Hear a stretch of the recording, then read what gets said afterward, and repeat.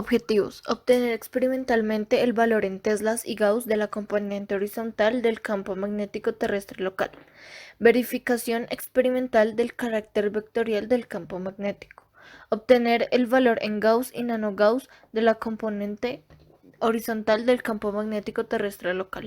Para determinar la componente horizontal del campo magnético terrestre se usa la bobina de Helmholtz y una brújula colocada en el centro de esta.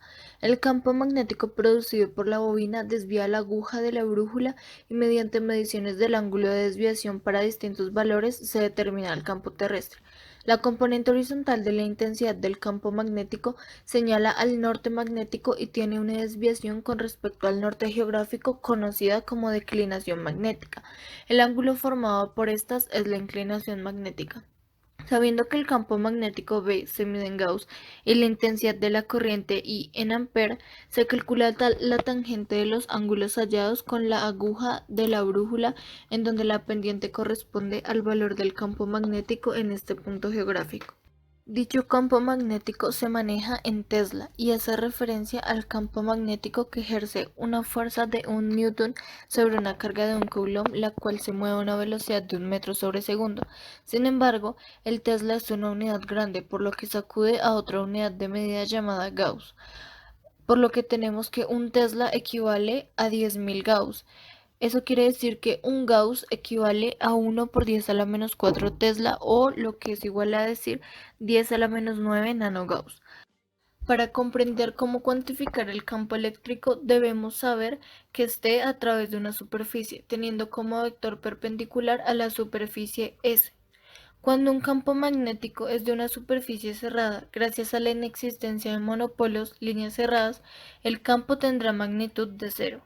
Con tal conocimiento general podemos abordar la ley de Ampère, la cual se muestra en pantalla, donde encontramos que dentro del toroide, cada espira del toroide atraviesa una vez el camino cerrado. La intensidad será de NI, siendo N el número de espiras e I la intensidad que circula por cada espira.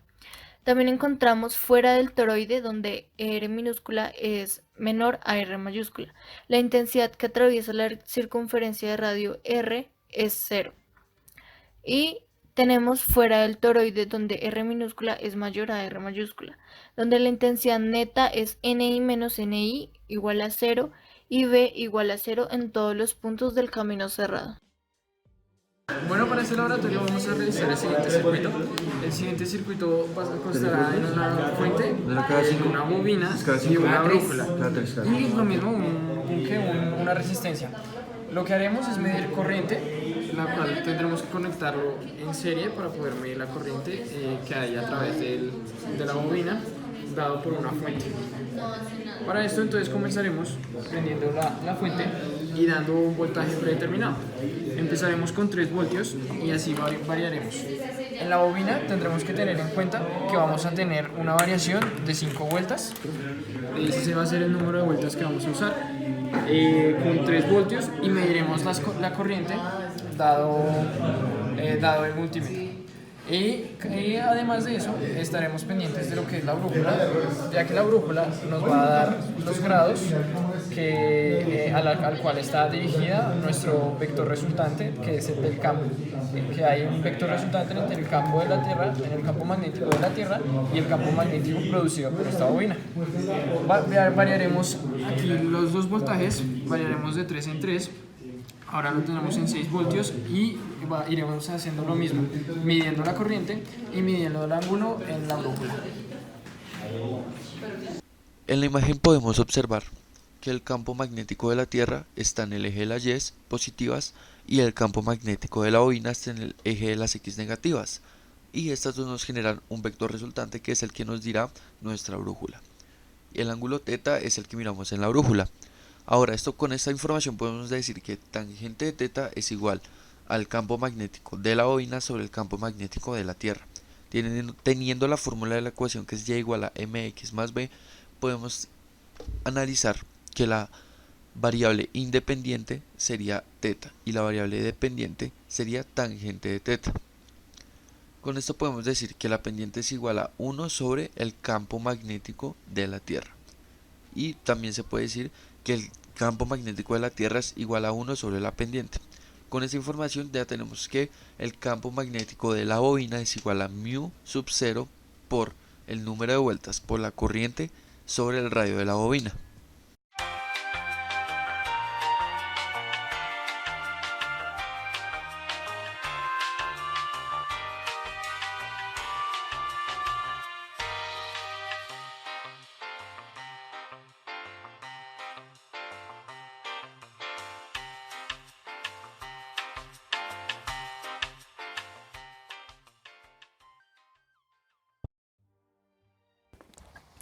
En la práctica de campo-tierra se pudieron ver varios errores. Uno de ellos se debe a la realización de un mal montaje de la bobina y la brújula, ya que el campo magnético que genera la bobina debe ser perpendicular al campo magnético de la Tierra y la corriente de la bobina en paralelo con el campo magnético de la Tierra. Otro error constante durante la práctica era el error de paralaje. A la hora de tomar la medición de la brújula eran confusas, ya que la brújula análoga tenía un alto o elevado porcentaje de incertidumbre, siendo de 5 grados y la brújula de los gerentes de 2 grados. El grupo de constructores no pudo tomar datos en la práctica, ya que en el momento de llevar a cabo la práctica conectaron la bobina a un alto voltaje, lo que pudo causar la avería de la brújula.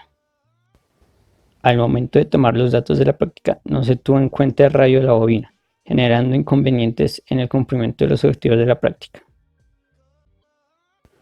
Una limitación de este laboratorio fue el no haber tenido el dato preciso del radio de la bobina, haciendo que los datos hallados del campo magnético de la Tierra no fueran tan exactos. Otra limitación en la práctica fue que el grupo de constructores no pudieron tomar datos. ¿Qué tal si se trabajara con una brújula analógica mucho más precisa o si se intentara trabajar con una brújula digital? Es posible que los errores de precisión y exactitud disminuyeran muchísimo. Precisión y exactitud. Precisión. En esta práctica nos podemos dar cuenta que los gerentes en las tres bobinas, tanto de 15, 10 y 5 vueltas, fueron mucho más imprecisos que los demás. Y los auditores y operarios fueron mucho más precisos. En la bobina de 15 vueltas, los operarios fueron mucho más precisos y los auditores fueron mucho más precisos en la de 10 vueltas. Esto pudo suceder dado que en la práctica el montaje de los auditores variaba mucho menos que la de los demás. Al comparar el dato del campo magnético de la Tierra en Bogotá de 30.361 nanoteslas con el dato experimental encontrado, el grupo que más se acercó al dato exacto fueron los gerentes, con los datos tomados con la bobina de 5 vueltas, con un valor de 3.597 nanoteslas, ya que la brújula que utilizaron tenía una precisión de 2 grados. Conclusiones. Con este experimento pudimos mostrar la interacción entre la aguja de la brújula con un campo magnético producido por una corriente eléctrica, determinando así la componente horizontal del campo magnético de la Tierra. Se observó cómo aplicando una corriente y voltaje predeterminado podemos cuantificar el campo eléctrico producido, en este caso por un toroide senoidal, sabiendo que puede cambiar según la forma de la superficie trabajada. ¿Qué es un campo magnético? Un campo magnético es un espacio donde se atraen diferentes fuerzas. Pues un campo magnético lo puedo entender como, no sé, como una sobrecarga de electrones o átomos, no sé, que pueden generar, digamos, como un lugar, un espacio donde hay como una sobrecarga. Un campo magnético es un campo de fuerzas las cuales se crean por el movimiento de cargas eléctricas. Y la segunda pregunta sería, ¿qué es el campo magnético terrestre? El campo magnético terrestre podría ser como aquel campo que se crea por el movimiento de esas mismas cargas en los giros que da la Tierra o en el movimiento de la Tierra. Bueno, pues partiendo de la lógica de que es un campo magnético que es como una especie de protección, yo diría que es digamos, como una especie de cobertura que hace que la Tierra mantenga, digamos, como, no una estabilidad en cuanto a su rotación, pero sí como una protección hacia, digamos, a los diferentes rayos gamas que pueden llegar a venir desde afuera, como también lo que pueda llegar a suceder adentro. Bueno, el campo magnético terrestre es un campo gigante que está en la esfera, el cual se crea por el movimiento de partículas que se encuentran en el núcleo, debido al calor y a que estas partículas son metales normalmente. Bueno, de terceras, ¿por qué cree que se generan las auroras? Em, pues no tengo muy claro, pero algo así como que la aurora boreal es como, eso es como hacia los polos. Entonces, pues debe ser algo de fuerza o algo que se forma en esas zonas o algo así, de magnetismo, digamos. Bueno, si no estoy mal, las auroras pueden llegar a suceder. Yo lo pienso como un fenómeno de luz, tal vez, que pueda ser, digamos, como la refracción que pueda ocasionarse en los polos, ¿sí?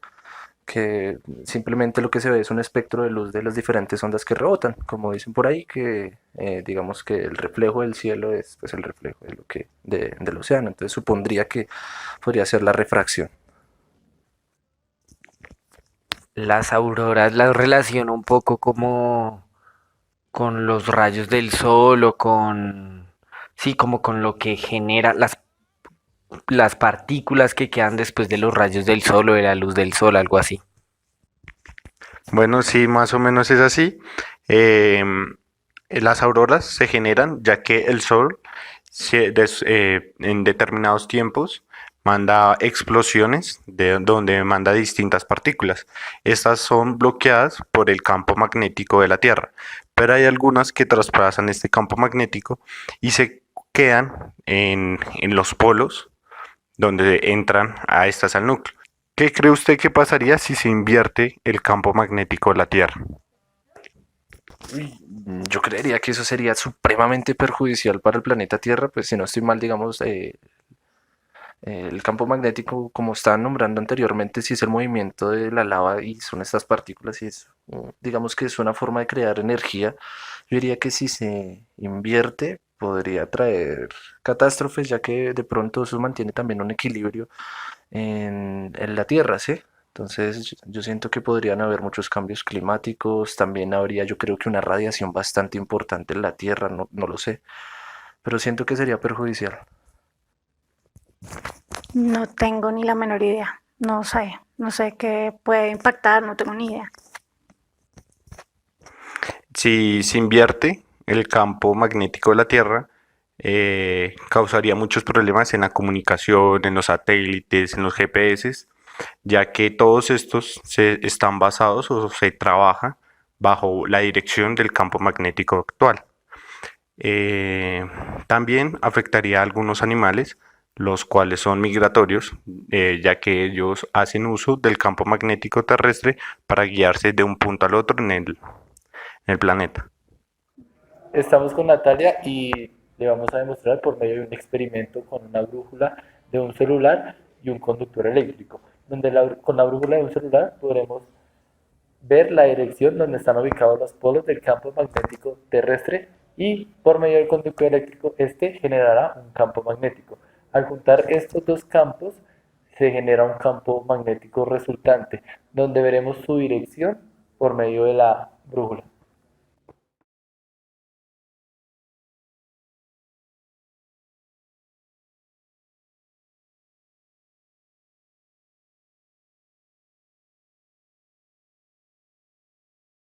¿Tienes alguna pregunta sobre el experimento? Sí, porque usaron la brújula de un celular y no una brújula en sí. Primeramente te aclaro que, digamos, el funcionamiento de una brújula normal y el funcionamiento de la brújula de un celular es exactamente igual. Nosotros utilizamos la brújula de un celular, ya que los celulares tienen un sensor llamado magnómetro, el cual, al igual que una brújula normal, se alinea con el norte y el sur del campo magnético de la Tierra.